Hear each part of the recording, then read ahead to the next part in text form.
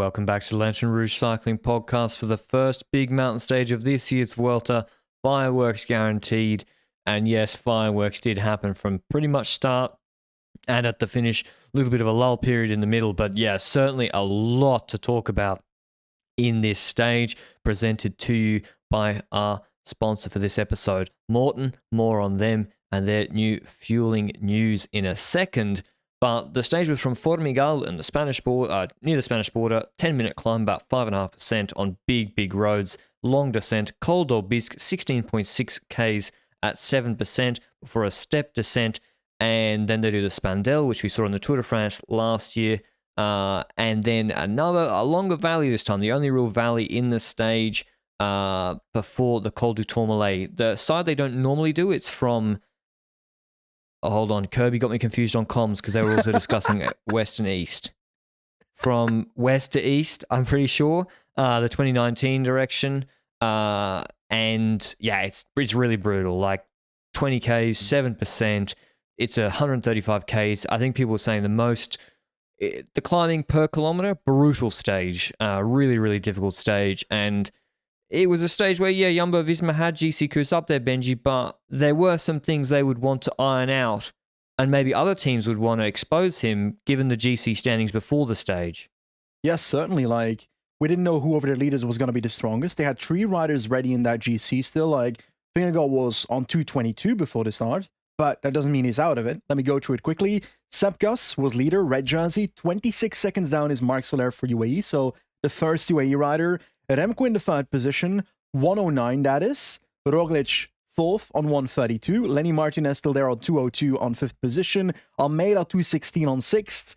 Vingegaard on 222. Then Ayuso on 225. And Enric Mas on 250. And before this stage, we had a feeling of like, there's 2 ways Jumbo can take this stage on. They either try and put riders in the break and then try to bridge to that breakaway with a leader on Spandel. That's a very offensive strategy 1.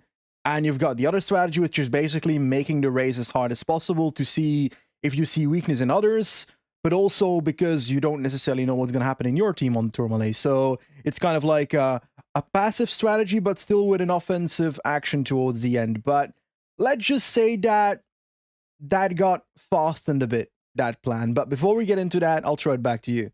Yeah, it's like Remco, as we said yesterday and, throughout the last week or so, Remco and UAE would be very happy if this stage came and went with no changes, or even with Roglic taking a few bonies or something. This is just a nightmare if you're isolated like Mas, not UAE, but particularly with like Remco could have been in theory. So it's just a brutal stage, and the reason that like Aubisque is just so hard, an hour-long climb followed by 30 mins, before any valley, and then a 1 hour nearly climb, 52 minutes on Tourmalet. Just brutal stage. The weather conditions were nice, but some of those descents are technical and fast too, like Spandels we saw Poggi crash on last year. But when you have the big mountain stages, when you're going long, big news from Maurten, because they've just brought out the Gel 160. If you don't know, Maurten has been redefining sports nutrition and sports fueling since their inception with their hydrogel technology. It's made, for me, in their drink mixes and gels, which is previously the Gel 100, which is what they're famous for alongside the drink mixes and the bicarb. But the hydrogel allows quicker gastric, I think it's called, gastric emptying, which in layman terms means the carbohydrate within the product or within the nutrition is shielded in your stomach from the harsh stomach acid, and then it goes into your intestine where it can be absorbed more easily, and more of that carbohydrate is actually absorbed. It's used by Jumbo-Visma, winners of the Tour, looking good in this Vuelta. They would have been using it today for sure in this stage, including the Gel 160. And what is the Gel 160? It's still hydrogel technology, 6 natural ingredients, no added colors, preservatives, or flavors, but more carbohydrates in each sachet. 40 grams of carbs in a single Gel 160. So that gives you more options. You can combine it with the Gel 100, combine it with the drink mixes. Other typical gels only have 20, 23, 25 grams of carbs, and less of those carbs get absorbed because they're not wrapped in the hydrogel technology. So a real game changer if you want to try out the Gel 160 so you're not taking your hands off the bars in your sportif or your long ride or your race every 10 minutes to get that fuel in, you can try out the Gel 160 with a steep discount using the Lanterne Rouge 13 code. That's capital LANTERNEROUGE 13, because it's stage 13 this stage. Oh. Yeah, exactly. That lasts for 72 hours on Morton.com. We're working on getting it available in Spain, France, but if you're in the UK, US, and lots of most parts of Europe, that discount code should work for you. But let us know otherwise, and go and check it out. See if it works for you. It certainly worked for Jumbo-Visma, I think, today. But anyway, this stage, Benji, I was more convinced you were never on the train that a break was going to form on, what's this little thing called? Norton Summit on the border? Portale. Norton Summit on the border. Northern Summit on the border. The Puerto de Portale. But in reality, it's a Col du Portale. Nothing really happened outside of the small breakaways. Because, like, there's always such a long battle for breakaways in, like, the span of these mountain stages that I did not believe that 4 kilometers on a climb where I also wasn't believing in Jumbo putting a satellite rider in the breakaway in the first place today. That would also affect that, because I'd expect them to control the breakaway formation phase then, so I never believed in that. So, and it was a combination of that, I feel like, because we had a group with Bardeta, got a bit of a gap, like 5 seconds on the Portale, and then fought it out for the KOM points, and Bardeta took those KOM points, and then we kind of didn't really see him for the rest of the race, I reckon. But, yeah, that Bardet got caught in that descent a few seconds in, and I couldn't conclude much from what happened on the Portale. I also couldn't fully conclude whether Jumbo was trying to, like, control the breakaway formation phase or not. That would kind of wait until we get to the Obisque on my end, kind of, because we started the Obisque with the Peloton group, and we hadn't seen weakness from anybody yet at the actual exact bottom. But it's always fun, because you never know what's going to happen on a stage like this.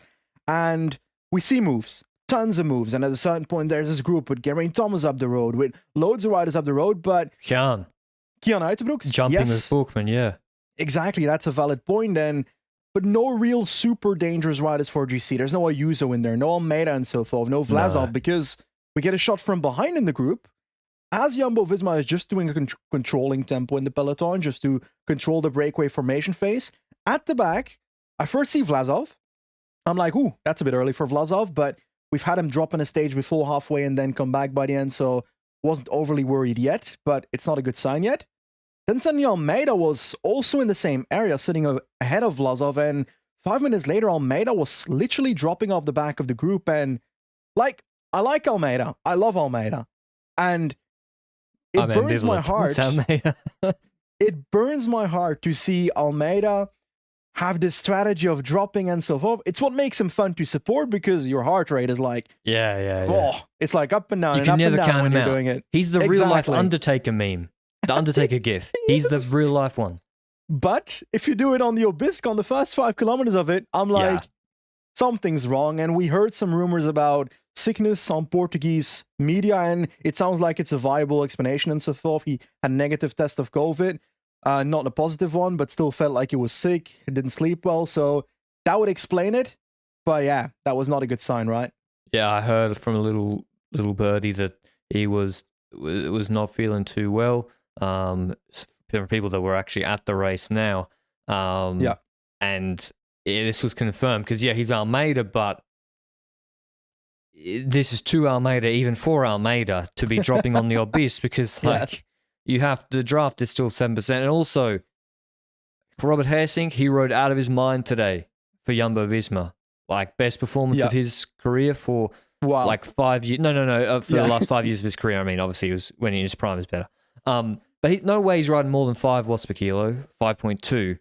And the thing is, when you see how Almeida finishes and how close he finishes, he must be able to stay closer. He's still not, like, it makes no sense, Benji. He finishes ahead of Christian Rodriguez, who was in Group 1 until 12Ks to go on the Tourmalet.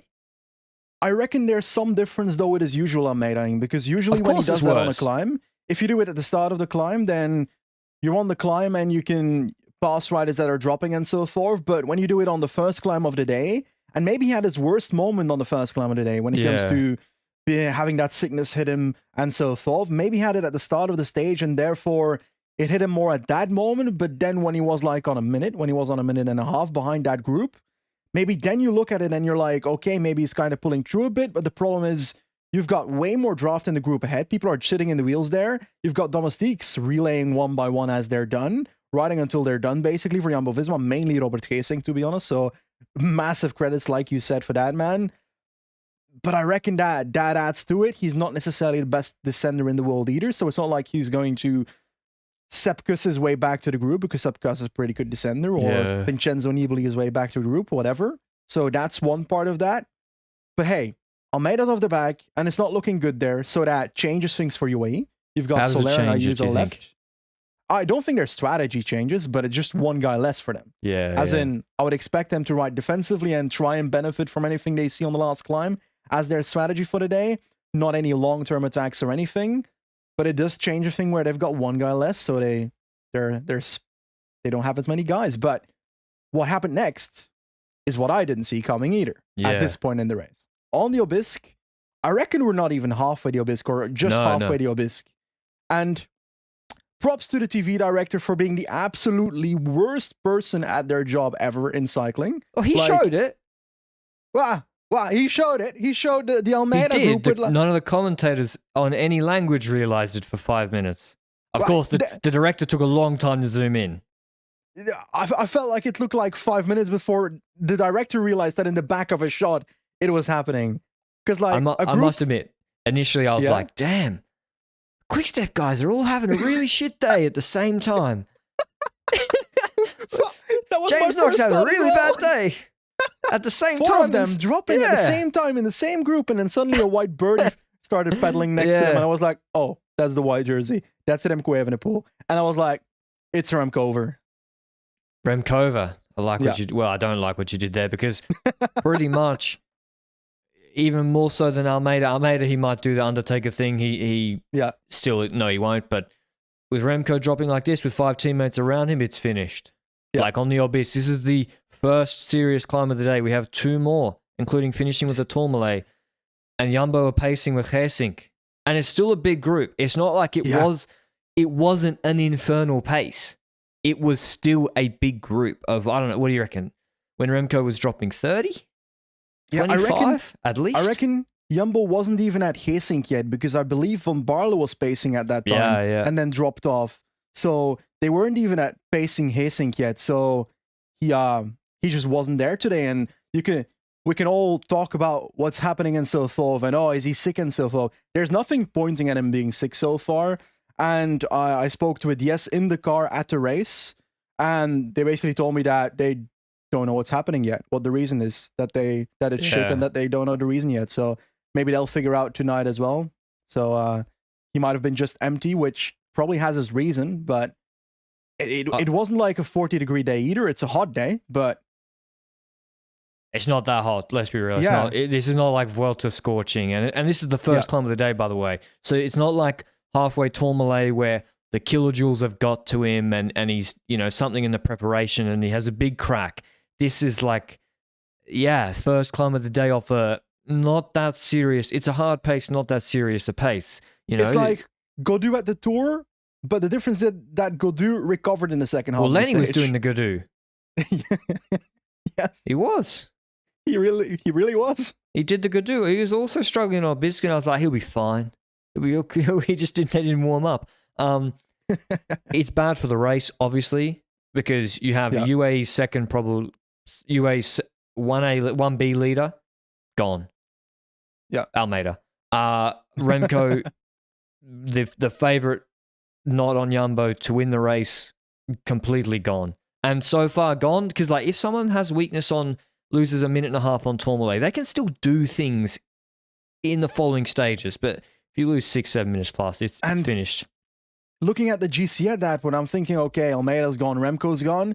The only hope I have at that point in the race to beat Jumbo-Visma for GC, to have competition for Jumbo-Visma in GC, is Ayuso, because I don't believe in Mas winning a Grand Tour. No offense, he's a good rider, he's a strong rider, but he doesn't have the dog in him, is how I see it. He does have the dog in him. He doesn't have the dog in him. He has diamonds, but no dog. He's got a Great Pyrenees Mastiff in him. I love Mas, man. But you're right. And same with Soler. Like, I love the Spanish guys, of course, but it's not looking... I never believed in GC Soler. That was the biggest myth I've ever seen. Go fuck yourself. No, as well, I also was like, we're getting to a serious stage here. It's going to be a problem. But yeah, it wasn't looking good. It wasn't looking good for the race. And now whatever Jumbo's plan might have been with getting a satellite rider ahead, Tratnik dropped very early, by the way. It's clear they are now going to drive it at a steady pace to keep Almeida behind, because Almeida was properly chasing. They had Novak maybe coming back to come back to him. So you have a group. Obisk, it's got all the GC contenders, let's say, except two of the big ones, Remco and Almeida, who are on a minute and a half. The gaps, by the way, very, very difficult to know the gaps, frankly. But yeah, you're talking about Jumbo pacing on Obisk, but suddenly someone decided, no. We're not letting this happen. We're going to take the race under control. My name is Mikel Landa, and I want to show Remco Evenepoel who the leader of Quickstep will be next year. Like you said, I am the captain now. And I decide my team needs to pace to the top of Obisk, but not to really kill everybody on the climb yet. Even though the tempo was higher, we saw people dropping at that point that weren't dropping yet when Van Baal and Geesink were at the front. And then the descent starts of Obisk, and you immediately see Caruso and Landa get a gap. And there's one B following. There's one Jumbo-Visma B following. It's Sepkus, so it's a red one, a red B. Does it work? I don't know. But that was the first one. So a group of 3, but there was one other Jumbo rider bridging it. Sorry, but we're in the descent of the second climb. Well, the first major climb. First major climb, yeah. The second descent of the day. And we've got Caruso, Landa, Sepkus, and Vingegaard getting a gap on the group behind. Roglic was at the front of the group behind for a tiny bit, but I quickly saw him like not being at the front anymore. So yeah, I don't think he was truly chasing it down, even though it's a good meme. Nah, run with that meme. What a great like attack. Bahrain have an addiction. They have an addiction to this. They do it in every Grand Tour. Go back, look at Tirreno Adriatico, Queen Stage, Carpena, the first repetition. Bilbao is dropping, and Landa orders Caruso to send it. Caruso then nearly crashes on the descent while they were trying to create a gap, and then they're like, oh, this is crazy. Vingegaard also followed them. He was, I think, was that the race where he said, I don't know what the blue jersey is. Yes. So this was also, last year Tirreno, I think. Alpe d'Huez in the Giro 2 years ago, I think, where they had their coup together with Bardet. That one worked. That one worked. And in the Tour this year, no? And they went nowhere with the Giro with Milan. The Giro with Milan on a random descent. They went nowhere with. They have an addiction to doing this. But Jumbo are with them, with the race leader, with their third guy in GC, who's ahead of Ayuso and Almeida virtually now. This actually creates a serious problem for UAE, who, by the way, don't have Novak. Vine's not in the race, and it's Soler and Ayuso there, and Finn Fisher-Black, he stops the race being over there. If Finn Fisher-Black wasn't there, it would have been a much bigger problem for UAE. They get onto Spandel, Caruso sending it. I was thinking, should Vingegaard pull? Because if Vingegaard pulls until Finn Fisher-Black drops, UAE are fucked. And maybe Rubio could pace for Mars or Buchmann for Jan, but in the end, Vingegaard did not pull at that point on Spandel, but Finn basically does. Finn Fisher-Black ends his race there, closing that gap to Caruso, who is sending it for Landa. So UAE already under huge pressure. Fisher-Black and Geesink, the underrated heroes of this stage, and arguably for this Vuelta already for a while now, because Fisher-Black has been great throughout multiple stages. Geesink as well during those stages where you don't realize it because he's just pacing the peloton in like the medium mountain stages, but that work has to be done, and he's really strong. And Van Baal has been a bit better this Vuelta than I reckon at the Tour as well, how I felt. Van Baal? Yeah. I don't know. I feel like Tour, he was crazy. I don't remember. It's been a long time. But anyway. Don't overreact to someone letting on Anderok and Mika get 6 minutes up the road.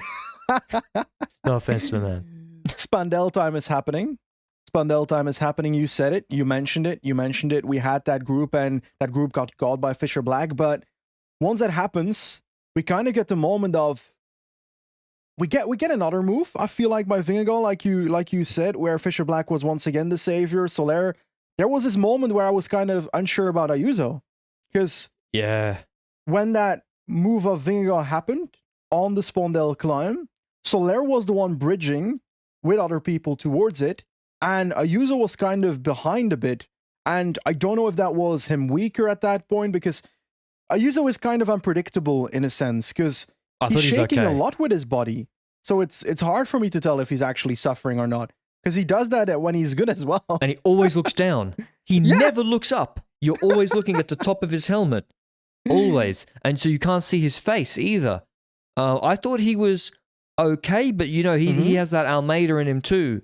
Like, I know on the second last climb, he does not want to respond to multiple accelerations, and Vingegaard was smelling blood in the water, and he was starting to move, and it was curious because Landa didn't work with Kuss and Vingegaard, and then Landa goes with Vingegaard or vice versa, and then those two are actually rolling turns. Fisher Black drops at this point, and Soler, he has no choice. He has to bridge across, otherwise Vingegaard and Landa will literally ride away on Spandel, and then you have a 20-kilometer false flat uphill valley, you're cooked. So you have to close Vingegaard there. And Soler does that. The problem is he brings with him Roglic and Kuss, and as you said, Benji, no Ayuso. And so I was thinking, shouldn't Vingegaard get on the front right now and drive this? And then Ayuso has a real problem. In the end, I think Otterbrooks and Mars started jumping, so it came back together. Kelderman was also there, so Kelderman goes back to the front. It calms down a little bit, but UAE have had a few jabs thrown their way. They've responded okay, but Fisher Black's now gone. Soler's done some work, and then Kelderman waits for even Geesink to come back. They respond okay, but they're not responding in a way where I'm like, oh, I'm fully confident in them either. No. So at that point, I did not have hope for any competition towards Jumbo-Visma from that point onwards. I don't know why, but that Soler, like I said, I never really believed in this GC Soler, so that move didn't really tell me that he was going to be there on the final climb. And just the Ayuso not being that flashy response, it doesn't mean anything, but it's kind of like, it doesn't show me confidence either. Anyway, Kelderman's at the front, you said it, he's pacing, and that's good because that just decreases the gap to Almeida, who's now on 2 minutes and a bit, if I recall, 2:18 or something, and then we had Remco at this point on like 4 or 5 minutes, so that was done for as well. And Store attacks. GC Store on 1 hour and 5 minutes attacks near the top of Col de Spondel. 6 bonus seconds, but most importantly, it takes KOM points, which I reckon is probably a... And he had to attack, so actually smart work from him or his car, because I was thinking, why would he attack 1.5 Ks to go? Jumbo pacing with Geesink will just let him take the points. They don't care. They were bonus seconds there. So if he waits, he has to sprint against Roglic, Ayuso, Vingegaard. Whereas if you jump at 1500, they just let you go. They can't be bothered. So not good for taking points on Tourmalet later, but it was smart to jump there to get max points on the Category 1 Spandel. And Geesink just paces and basically ends Almeida's race. And then there's this long valley. Not much really happened on the descent. Wait. Did you just ignore the 4 seconds that Jonas Vingegaard sprinted for at the bonus seconds? On top of Col de Spondel? They matter, my friend, at the end. Well, not to the TV director. Be about, and that's true. The TV director was like, over my dead body, I'm going to show these bonus seconds. I'm not doing it. And sorry, but like I've gone on many rants during this Vuelta about the TV director. I genuinely think that the TV director at this Vuelta does not have the insight in cycling that he needs to make this an entertaining viewing experience. Because there's so many things. Every single stage, there's something that you can point at and you're like, they messed up there. They messed up there. They messed up there. And like, it's kind of sad. But anyway, we probably shouldn't. At least they showed the full stage today. How shit would it have been if you just tune in and there's already Remco's dropped in? Like, what happened? So thank God we saw the full stage today. And maybe it's a public holiday in Spain. It's a public holiday here in Andorra. So I don't know. Anyway, Geesink paces, nothing really happens. Everyone refuels. Ayuso, Kuss, Roglic, they'll go to the car, get some ice, get some water, and we're just going to wait for the Tourmalet. Jumbo have got 2 dedicated domestiques, but how long can Geesink pace? He's not going to go deep into the Tourmalet. He'll do the early shallower slopes. And as a reminder, the Tourmalet, it's super hard. Like, it's very, very even. The last 2 Ks are very hard, 9.5%, nearly 10% average, and that's over 2,000 meters. So If you crack early, you can crack big time. And Kelderman then takes over from Hessing. No one had really dropped, had they, Benji? Maybe like Juan Pei and Hugh Carthy were sort of yo-yoing a bit, but Yeah. what did you think when you saw Roglic deep in the group, behind Kjan, and then Soler moved on to his wheel? I won't lie, I wasn't worried. As in, we've seen this numerous times, I swear, this year, where Roglic takes like a further position in the group. In the valley, it's valuable to sit in a further position, to be in a more drafty position. Now, that's a difference of like sitting third or 12th in a group. On the climb, that matters less because the obvious theory is that if the speed goes down, then the drag resistance won't, how do I say this in English, won't influence as much, and therefore there is less draft mattering. Yes, that's a sentence that is correct. Anyway, for that, I don't really mind that. And also, I don't mind him sitting at the back at that point in the race because it's still a long while until I expected that move necessarily to happen, even though I was expecting a move because you said it, Geesink, when he was done, Kelderman takes over, and then Vingegaard is in that wheel. And the logical theory is, let's catch this for a second. GC Cuz is in the group, and while us GC Cuz entertainers, we would love to see GC Cuz win this Grand Tour, but in reality is you've still got Soler there, you've still got Ayuso there, you've still got Mas there, so it would be a bit arrogant, greedy, whatever you can call it, to say at this point that you're just going to do a bit of a train to the line and want to select GC Cuz as your winner of this Vuelta. So it's kind of too early, no?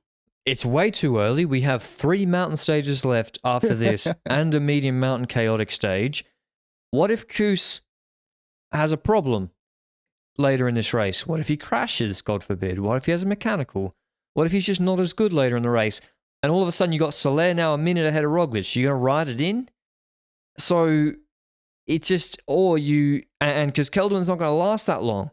So Kelderman's, he's already from 10Ks to go to 8Ks to go. He's not going as fast. No one extra is really dropping. And so you can put Jonas on the front, pacing, as long as you want to, quote-unquote, defend Kuss' position. But then Ayuso is going to attack him. He's going to leapfrog Jonas on GC if he's paced the whole climb with them in the wheel. Or Mas will attack and Kjan. So it's way too early to just defend Kuss, I think, especially when you have a rider who is well suited and adapted to going long on a climb like this at the end of a hard stage, which is Vingegaard. Like in the Dauphiné last year, he didn't do a good time trial, and then on Solaizon, he was the strongest. So was he in tour shape today? I don't think so. But he's still well suited to these sort of moves. And so clearly the play is Vingegaard attacks. Yeah. Ayuso has to respond. And the others have to respond. And then Kuss and Roglic can just sit in the wheels for as long as they want. And this is not Joret de Cati.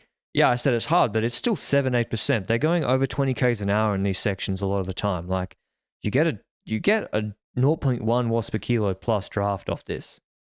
Yeah, that's true. And like when you look at the move that does happen, Kelderman goes off the front. We don't see the attack head on because we see the back view of the peloton as the first attack from Jonas Vingegaard half starts.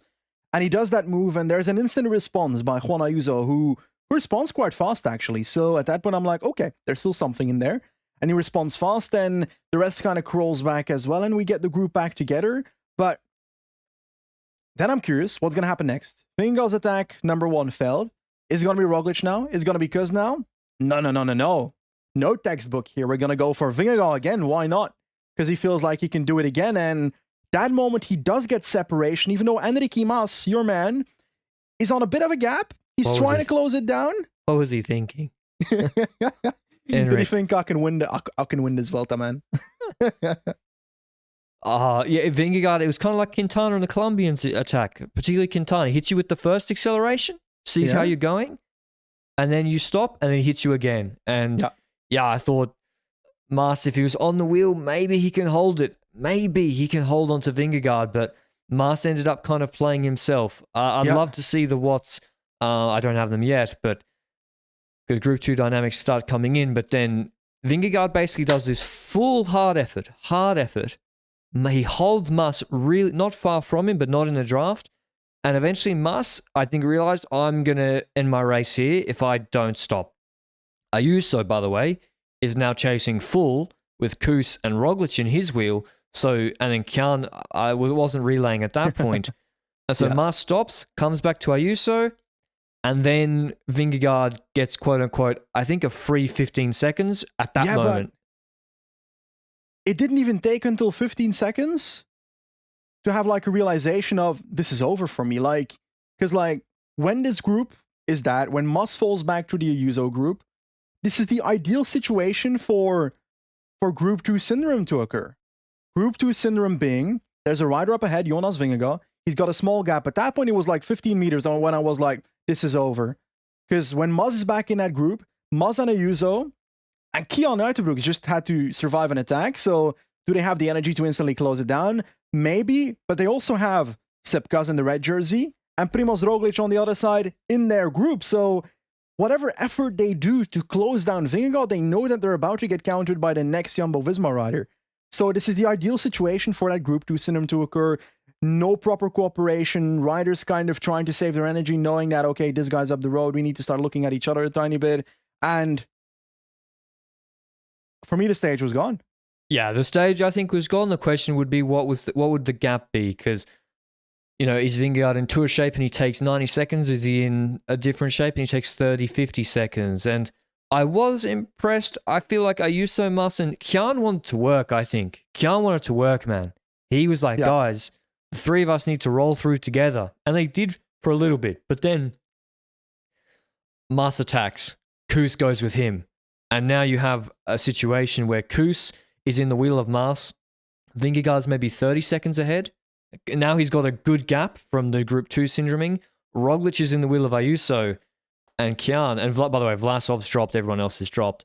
And so basically the other two Jumbo leaders are getting a draft, while the two other strongest, Ayuso and Mas, in my opinion, are chasing. So Mas was very, very strong, but he shas-patated himself twice on this climb, trying to get away from Ayuso. And then Koos counters him, Benji. We're trying to go across to Vingegaard and a big attack. He looked very, very strong. And then Mas, and by the way, if you go watch 2008 Alpe d'Huez with Sastre and Schleck, the most effective thing you can do when there is a non-bridgeable gap to your leader ahead on a climb, so let's say 25, 30 seconds, you can't snap close that gap. If you start attacking the chasers every time they stop, it actually makes their chase significantly worse. And the Schlecks did that, and Koos now does that. I don't think it was the best thing for Koos at that moment. I was even worried he would crack himself. It was risky, no? He's in red. I don't know, but the speed at which Koos responded to Mas before that was so swift, was so quickly, where I wasn't that worried. As in, I only started getting worried when he countered Mas. The gap between him and Mas was the same as the group behind, basically. And it stayed like that for a bit. The separation didn't expand. And Mas kind of got closer and closer. And for me, when that happened, I was on the page of, okay, Vingegaard, it's got 40 seconds now when this happened, roughly. Okay, the second group, it didn't work, your GC Koos attack. Now you got to sit up and let the group expand a bit. Let the gap expand towards the front a bit, because even if you just sit in that group with Roglic and Koos until the finish line, the gap with Vingegaard will probably keep expanding onto the finish line, unless Ayuso suddenly does like something that he hasn't shown before. And you will likely have Vingegaard and your other two GC leaders in front of all the rest of the competition in GC at the end of the stage in that scenario. And Soler, importantly, Ayuso is pacing you away from his Soler, bringing Roglic ahead of Soler. Exactly. And as an extra factor, well, spoilers, they don't just sit up in that group, but I reckon it was once again in a response to someone. Was it against, again, there was an attack by Mas that was... No. Ayuso kept attacking Mas as well. Yeah. Those two kept attacking each other. Maybe even Kjan went up ahead. So, you know, they were kind of attacking each other. And then the gap to Vingegaard, I wasn't convinced it was the 55 seconds that the TV was telling us. They let the car through that said, so you think it's a minute, but I wasn't convinced because Vingegaard, eye test never fails because he didn't look like he was. He looked like he was stalling a little bit. Yeah. Not cracking, but he didn't look like he was. And he's got form for this with Roglic on Havelambre, where they came back to them. I used to on the last kilometer. So, anyway, Koos. Oh, sorry, go on. I would say that I also looked at the second group and also saw people suffering. So it wasn't like Vingegaard was cracking much more than a Kian Uiterbroeks or a Mas or an Ayuso was suffering. Maybe a little bit more suffering at the front than in that group behind. But you said it. There's a man coming. A move is coming. Huge thermonuclear moniker. I don't think he's ever got that moniker before. Mate, it was he thermonucleared almost into the Spectator. That stupid Spectator nearly knocked him off his bike. Koos just absolutely launches it before the LaFlammeRouge, like going twice the speed of everybody else. He has to check his momentum because he nearly crashes into a blue-shirted Spectator. Still goes on with his attack. Ayuso can't respond. He goes clear. And also, then you see, and he's properly clear this time. There's no response from Mas and Ayuso. And you're thinking, how much is he chasing Vingegaard? He doesn't want to give red to Vingegaard, which is fair enough. And then Roglic starts to go on the front of the group, and then he surges with them in his wheel. So he can't get away from them initially. He goes back in their wheel, and then, Vingegaard crosses the line on his daughter's birthday, an 8-kilometer solo on the Tourmalet, winning the stage, moving himself ahead of every other rider not on Jumbo-Visma on GC, into third on GC on his daughter. Did I say it was on his daughter's birthday? Yes. I already said that. So he's emotional. Was it on his daughter's birthday? On his daughter's birthday. Okay. That's just an anecdote I felt like I had to keep putting in there. I'm sure he would have been pretty motivated to win the Queen stage anyway. And Koos comes through second, 30 seconds behind. So Koos closes that gap to Vingegaard. And then Roglic has done his patented burst away from that group. We didn't see it. He finishes 3 seconds behind Koos, 5 seconds ahead of Ayuso and Uiterbroeks. The Jumbo guys take the 10.64 bonies too. And Ayuso finishes on 38 seconds with Uiterbroeks, Mas on 40. I got to say, like super impressive level from Ayuso, Uiterbroeks and Mas to get worked over by 3 guys like this, to be isolated for the whole of Tourmalet just about, and to only lose 10 to Koos and 5 to Roglic is really impressive. Super level from them, but, and then Landa on 115, Vlasov 212, Kras 232, and Soler really struggled today, 308, Carthy 442. Almeida passed Christian Rodriguez and other guys who were in Group 1. He finishes on 647. He kept riding. Yep. But who did not finish on 647? I think Remco lost 27 minutes at the end of the day, which is a lot. So GC's completely over. Whether he's going to stay in the race, I don't know. It depends on how he feels tomorrow morning or this evening, I guess. But I would enjoy if he's still in an okay, or if he's able to recover in the next couple of days and can go for a stage for that, would be fun for the race. Because I won't lie, take a look in GC now, and if I take a look at what this stage looks like, the GC after stage 13, today's stage, you've got Cuz in the lead, and Cuz, he actually had a really strong resurgence towards Vingegaard, but didn't close the gap down, but he's 137 ahead of his teammate Roglic, 144 ahead of Vingegaard, so Vingegaard got closer to Roglic in GC, and then there's a gap of nearly a minute to Ayuso for 4th position, and I'm like, sorry, but this Vuelta's over. Like, I don't see it anymore, and it was great action today, but it comes at the cost of the rest of the Vuelta for me. For sure, it would have been much better that Remco finishes. If Remco finishes with Ayuso Mas, okay, Vingegaard still takes 30. Koos takes 10. This Vuelta's not over because he's still ahead of Vingegaard, I think, if I can do maths, or close. Then also maybe UAE and him come to their senses and align with each other. But that's just not the case. And with Soler dropping completely out of GC and Almeida completely out of GC, the only way Ayuso can win the Vuelta is if he gets Almeida and Soler to launch a stage and he goes on some huge raid and he's better than all 3 Jumbos. Because right now, if there's any move in any hectic stage, like stage 20 or Cruz de Linares, any hectic stage, right? Ayuso, Mas, Uiterbroeks jump. Any one of the 3 Jumbos can jump with them, sit on, and they don't have to do anything, and they're already ahead in GC. Yeah, that's true. And that's the thing we're looking at when it comes to GC. And like, I don't know really how I look upon the rest of the Vuelta now, because I'm like, I don't care who wins a Grand Tour when a Grand Tour starts, but I want it to be good entertainment until the end. I want it to be stressful GC action until the end, and I don't think we have that. Now, the fight for podium might still be there. We might still see a one Jumbo rider having a bad day, maybe two Jumbo riders having a bad day. But the likelihood of a non-Jumbo rider winning this Grand Tour is less in my eyes than Jumbo getting a full sweep of the podium at this moment. And that's probably not true rationally, because the chance that someone has a punch, someone has a crash, and the fact that Ayuso might be in a tactical situation and can benefit from that and therefore might get onto the podium instead of a Jumbo rider, that's a realistic chance, but I think it's game over and Jumbo wins the Vuelta. And like, they're not making... Yeah, it's... Of course, you can do these tactics when you have the strongest team and the strongest three climbers, probably. Or maybe Roglic is equivalent to Ayuso and Mas, give or take. Not the difference, I don't think, is too big.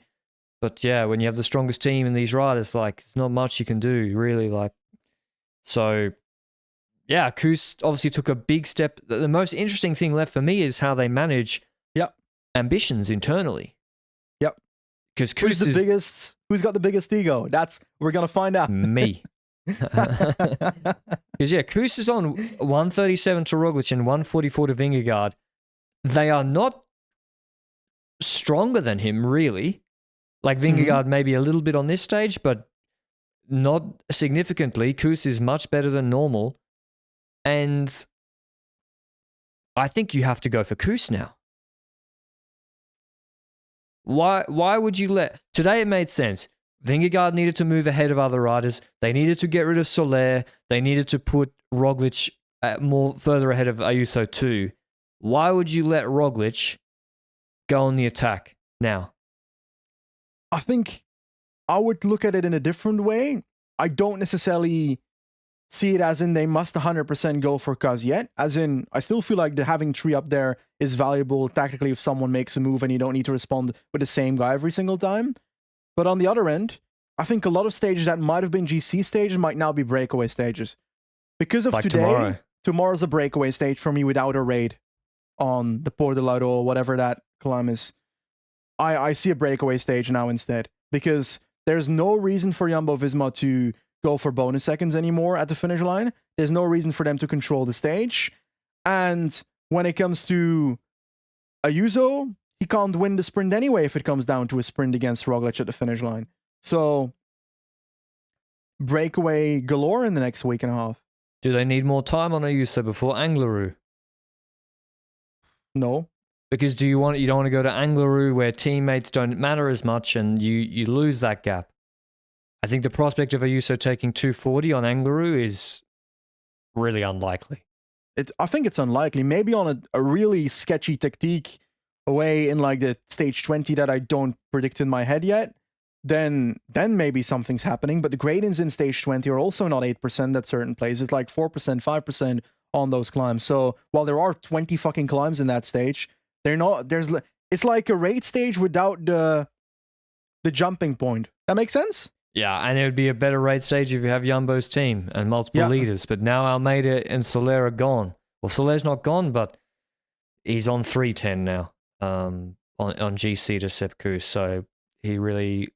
How can that be correct? Where did he finish on the stage? Oh, yeah, because Kuss finished behind Vingegaard. So, yeah, definitely they're in the driver's seat. A bit of a clinic today and a masterclass, but... The Remco, I think, is a separate discussion. We'll find out probably what happened there from himself personally. The team said no sickness, but that was also people not at the race. Some people at the race, like Benji said. Also, next to that, he, after the stage, didn't really say much outside of the fact that he said to his teammates, sorry, so we don't know much more than that. He probably just feels shit at the moment, which I can probably understand. Anyway, Freedom Eagle. I was warming up my vocal cords. Going, Freedom Eagle takes a big step forward today. Only danger is Roglic and Jonas. They better not even think about it. Don't even think about it. GC Kuss, A, he's stronger. B, it's his time to shine. They It was also like a baby eagle. don't you think more people would be happy with Kuss winning as well? Like the neutral fans. Yeah, 100%. Because like even Slovenians might be okay with Kuss winning, while I feel he like helped Rog win the Giro. Yeah, and Danes will also be happy with Kuss winning because he helped Jonas win the Tour de France, for example. So I feel like there's more of a people's person in Sepp Kuss, and therefore GC Kuss could truly be the perfect response. But that's not. You're never sure about that if you're in the race with 3 people, and like Kuss might have a bad day in a week, and we might be like, okay, he couldn't hold out for 3 full Grand Tours, which would be a human thing to do. But outside of that, I guess we'll see what happens, because like the ideal scenario is that we see Jumbo leaders attack each other, but I feel like it's very unlikely. Maybe on Cruz de Linares, who knows? But tomorrow's stage, we have another really like difficult mountain stage. Doesn't go up to 2,000 meters, more up to 1,600. 157 k's starting in Sauveterre de Berne. They cross over. No, they don't yet. 50 k's of flat. So break should establish on the flat. We'll need tug buddies. Remember to bring your tug buddy t-shirt tomorrow, Benji. shop.lanternrouge.com. Because it's a flat start, but a climbing stage. You need a tug buddy. Col Jose, why it's not Spanish. Col Jose, 11.6 Ks, 8.3%, all category climb. Big day in the King of the Mountains classification tomorrow too, if the breakaway is going to pass these 2 ports first. Then descent, short little valley, then the Puerto de la Raul, and it also has a false summit, so there's the Col de Eroimendi first, which is really, really difficult, like 10 Ks averaging 9% give or take, before a false summit of 3 Ks false flat uphill, and then another steep punch about 12% for a K to the line. Bonus seconds up there. Descent, 3.2 K, 6% kicker, and then a rolling valley before the Lara Belagua, 9.4 K, 6.3%. Very similar to the climb we had on stage 9 or stage. No. The one has a Serrada one, except it's steeper at the start, and then the last 2 Ks average 3%. So, yes, it's a hard stage before, but I think very difficult if you're riding against people with numbers to keep a gap on gradients like this, especially with a recovery period in the... This would have been the stage for Jumbo to do a satellite rider raid. Yep. They don't need to do that anymore. Who have you got? Who have I got for this stage? Like, to be clear, to make it very clear, breakaway wins because Jumbo-Visma doesn't need to control. They will control the breakaway phase, so you likely won't see UAE rider in the breakaway. They've got a strong enough team to make sure that's possible. And outside of that, I reckon Ineos will probably try again. I don't necessarily believe that they can win this stage, though. I'm looking at all these teams, and Buitrago is one that pops in my head for these kind of stages. But I feel like I haven't seen him be the Buitrago I'm used to in this Grand Tour. He also crashed a few times. I think once at a certain point. Buitrago's nice for this stage because he's also got a bit of a sprint on him. Yeah, it's like him and peak Sean Quinn, those kind of riders I'm thinking of, but Sean Quinn hasn't really showed that in a while. Finn Fisher Black, he's free. I don't think he's going to get in the break because Jumbo's going to make sure he doesn't get in the break. Almeida get in the break. So this is what's interesting to me, the top 10 battle. Almeida's 10th on GC at 8:39. Kruss is on the same time as him. Carthy is within a minute in 12th. De La Cruz is within a minute in 13th. And Lenny is 1:20 back in 14th. I think there is going to be a big break fight, and these top 10 guys are going to start hunting to get in the break because they're so far now. So I think Carthy, De La Cruz, Christian Rodriguez, Buitrago, Lenny, and Kruss, they will be jumping, and it'll be interesting to see what UAE do. Can UAE afford, in break formation, to spend Finn to protect Almeida's 10th position? Yeah, Almeida has to do it himself, I think.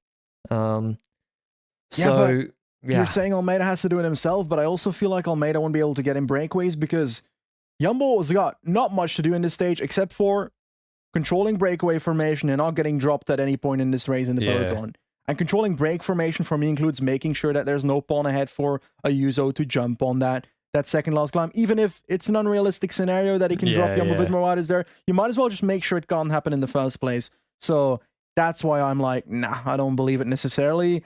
And you're right, those riders from like 11th position until 25th position, one of those riders is going to be fighting for the stage win. And I'm actually going to stick with Buitrago. Why not? He's on 11:32. I feel like that's a good space to go in the breakaway and gain time. But like you said, he's going to need a Gova car maybe to help him get in the breakaway. Some kind of tug buddy to make sure he can get in there. I'm going to go Colombian on Colombian violence. I know Rubio wins the stage. Lascano and Arcas are going to help him. They got 4 rouleaux to get this kid in the break. He's not a kid. He's a man. It's a Talladega Nights reference for you. Yeah, I think Rubio should get in the break. He was quite strong today, but then, crumbled. It's hard to say, Benji. Like, when you look at Rubio on Tourmalet, like, why would he keep going full gas, Like, where did he... Because Soler went full to the line, but Rubio, he on the stage lost 11 minutes. He's not in GC at all. Oh, he kind of was. I don't know. But I'm going with Rubio. Geraint Thomas will surely try and get in the break. It's a good chance for him with Jumbo probably not chasing. Sobrero? Nah. He got close on the Kemna stage. Not impossible. But this is a serious stage. Bruh. Absolute torture to the man. Well, I'm just saying, like, where was he today? Well, not in the breakaway because there was no breakaway. So I think it's going to be interesting watching that top 10 battle in break formation and also on the climb. But yeah, I think those guys win. Jumbo finish 5 minutes behind as well. So it also, tactically, it's nice actually to let in those guys in the break because eventually Bahrain will start pacing for you. Yeah. Bora will start pacing for you to protect Uterbrook's position and Vlasov's position and Lander's position. So sometimes it's not too bad to have a guy in 12th actually get in the breakaway. But is it too hard for Gregoire? Probably. Yeah, I think so. I'd love Lenny to get in as well. Yeah. I'd love Lenny those riders. Yeah. They'll all be in there. So it's going to be a large breakaway again, but Jumbo probably doesn't want it to be too large either. And then no 35 riders. Just look at David de la Cruz. He's just quietly having a nice little race for himself on Astana. I like David de la Cruz. But yeah, it's impressive today, Benji. We'll see what happens tomorrow. Maybe Jumbo try to take more time tomorrow. Anything else? Nah. No? No. I don't Stop, think please. So. Yeah. They're dead already. Poor Ayuso, man. The only thing that can take him out is Almeida. He's sick. He came over at the finish. I was like, Jonas, don't go near the man. Yeah, but don't be fist bumping with him.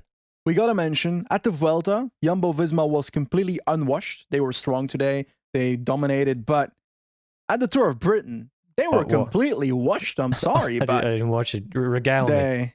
They dominated the first 5 stages. As in, we mentioned a few times, Koy was winning 4 sprints. And then Wout van Aert ended up doing like a reverse lead out on stage 5 where they were so bored of Koy winning every stage that Van Aert just attacked in one of the corners in the last kilometer. Affini and Koy kind of braked, but no, they didn't break through the corner, but they just like stayed in front of the peloton and didn't necessarily follow Van Aert, so nothing shady. Van Aert got a gap and he was brutally strong. Like 99.9% of the riders can't pull off what he did there. Like that was how strong that move was, and he stays ahead of the peloton and Koy finished like 23rd or something. Today, Koy got beaten after Wout van Aert didn't have his best lead out, I swear. And Koy had to go around Wout van Aert to get to the wheel of a Uno X rider on the ride. He probably didn't have the best time doing that already. But then Vernon kind of comes through the middle, and Vernon ends up beating Olaf Koy, and then Danny van Poppel also has to come around. Like, he was like in 8th position when Koy was in the wheel of Uno X, and Van Poppel makes his way through somehow. Anyway, draft probably mattered for those 2 riders, but Vernon ends up winning, so probably happy as well, because they're signing him, but I'm afraid Jumbo-Visma is officially washed. Yeah, certainly in the United Kingdom, that is. We'll see on the later stages if Pidcock and Ineos can make an impression on Van Aert. That would be good for the race. But yeah, it's that's Is there any? Why didn't Van Aert do the Canadian Classics? I guess Laporte is there. Are we doing that tonight, Benji? We'll decide on air. Are we doing a Quebec recap? I'm down if you're down. How long's left? 120 Ks. I got to crank out the highlight video. What time will it finish? 10. All right. I'll get to work and we'll do it. It'll be short though. It'll be short. 5 minutes. Okay, we'll do a 5-minute podcast. I'm so tired, man. I'm so tired. This season, because we didn't have the two. I don't want to complain too much. Our job's to watch bike racing, but you're gonna regret saying you'll do it in about 5 minutes. Everyone will hold us to it now as well, and because this is live, everyone will be like, "You said you do it," which is fine. It's great. It's great that people want to hear us talk about cycling. But yeah, the world's not being after the Vuelta. I'm glad now that it's done, but usually have 2 weeks off. But it's crazy that we're like 10 days away from the season finishing. Guangxi or Asia, I guess. But yeah, thanks to all your support. Yes, are we doing Guangxi at the end of the season? For sure, yes. Fuck my life. For sure. Yeah, I'm going on holiday. Fuck. We finished when the last World Tour race finished on the UCI calendar. We got those Morton Gel 160s in us. 40 grams of carbohydrate. Thanks to Morton for sponsoring this episode in the high mountains in France, actually, curiously, during La Vuelta. And we'll see you with the recap of Quebec tonight and stage 14 tomorrow. Until then, ciao.